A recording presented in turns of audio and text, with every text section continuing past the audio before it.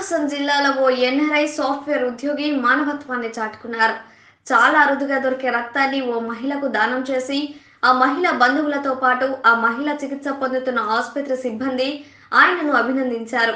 ఇక వివరాల్లోకి వెళ్తే జిల్లాలోని ఖమ్మం గ్రామానికి చెందిన కె నాగలక్ష్మి అనే మహిళ అనారోగ్యంతో బాధపడుతూ ఎర్రగొండపాలెంలోని రవీంద్ర ఆసుపత్రిలో చికిత్స పొందుతూ ఆపరేషన్ నిమిత్తం అరుదైన ఏబీ పాజిటివ్ రక్తం అవసరం అవగా ఈ విషయం తెలుసుకున్న ఎన్ఆర్ఐ సాఫ్ట్వేర్ ఉద్యోగి అయిన దుర్గా ప్రసాద్ వెంటనే స్పందించి రక్తదానం చేశారు.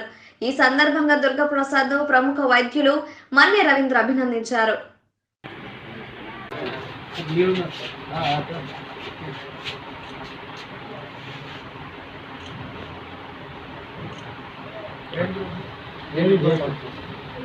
Oh.